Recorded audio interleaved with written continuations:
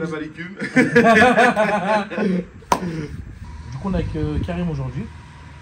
Bonjour à tous. Bonjour. L'ensemble. Bon, Karim, qu'est-ce que tu as fait dans cette polo encore? On va parler de 820 chevaux.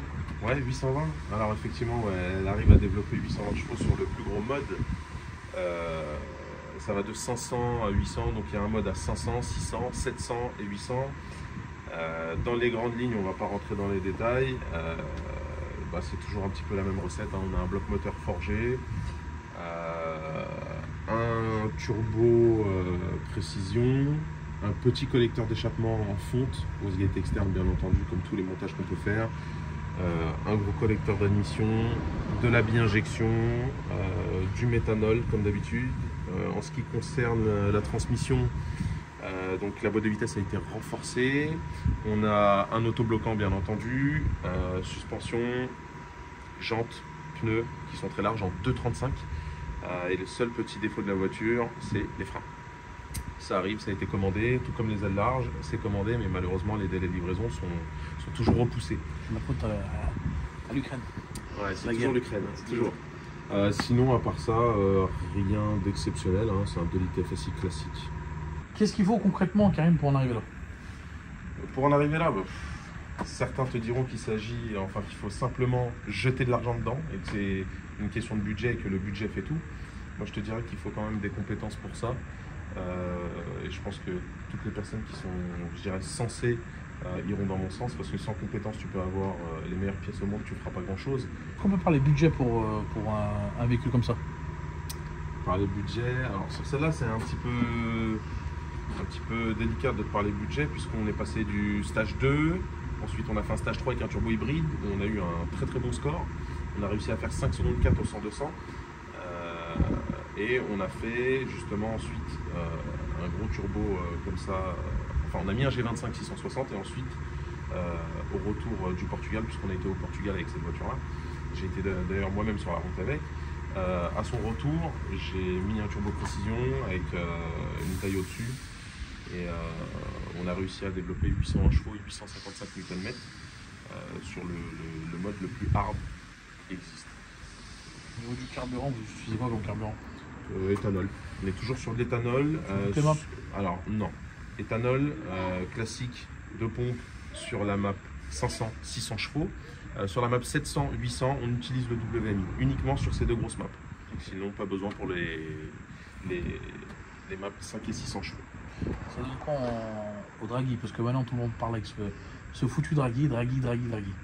J'ai l'impression que le banc ne veut plus rien dire.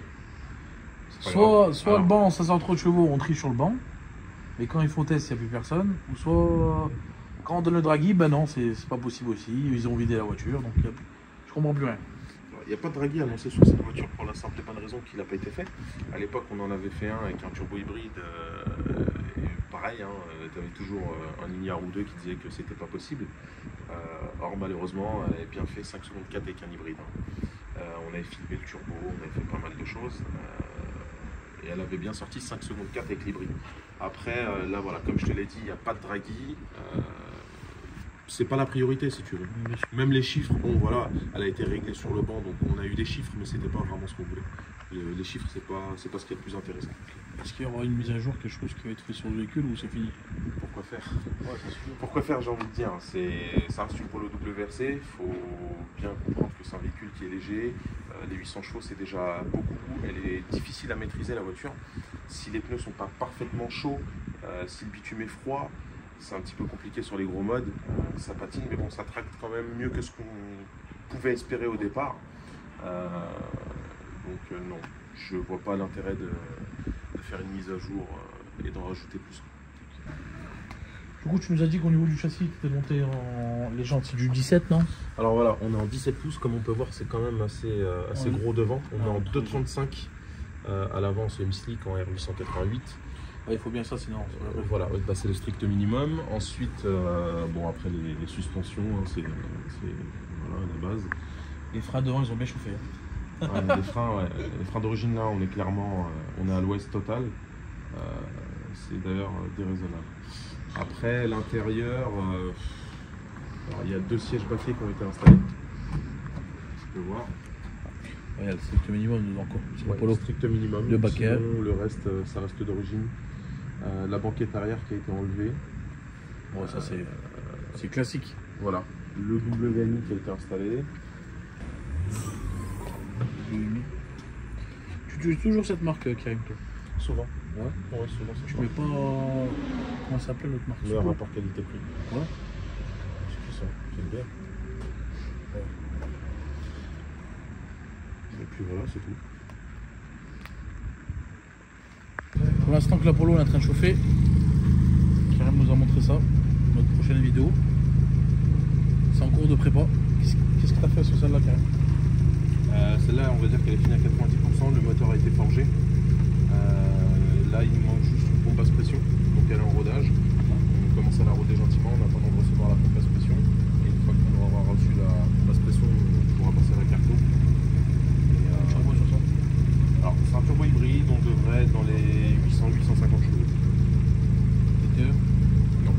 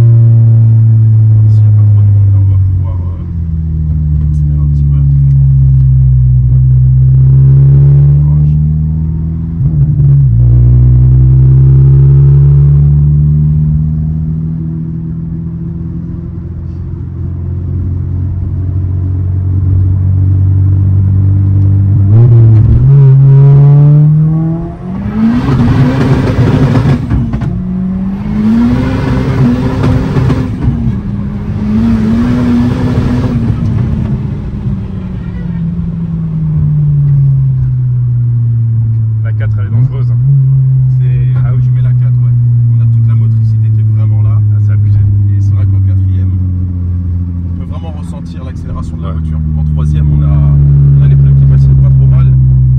Et c'est vrai que ça fausse un petit peu la sensation que tu peux vraiment avoir. Et en quatrième, on a vraiment. Voilà, dès que tu as passé la 4, là, ça arrive à voir. Faut vraiment bien tenir le volant. Et tu vois, regarde, la fiabilité, c'est un truc qui est très important. Tu vois, depuis tout à l'heure, les gens ne vont pas forcément se rendre compte. Mais on accélère énormément. On va pas poster toutes les accélérations qu'on a pu faire, mais on en fait énormément. Et pourtant, tu vois, la voiture est toujours là, le moteur est toujours présent. Ouais, ça reste roulable tous les jours. Alors c'est sûr que c'est pas la voiture la plus agréable avec son embrayage, mais c'est pas non plus le pire. Ça fonctionne plutôt bien, comme tu peux voir avec toutes les accélérations qu'on fait au compteur, on a seulement 95 degrés de température d'huile. Donc voilà.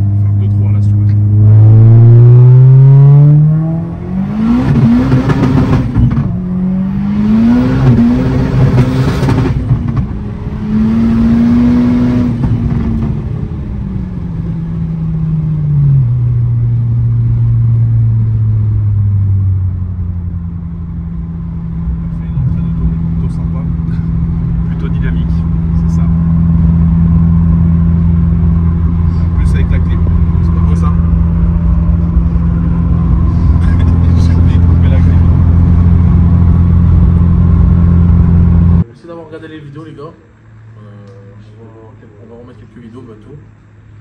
Après, avec le travail, on n'a pas trop le temps ce temps-ci. L'Instagram à Karim s'affiche en dessous, mon Instagram pareil. N'hésitez pas à liker, commenter, partager. Merci.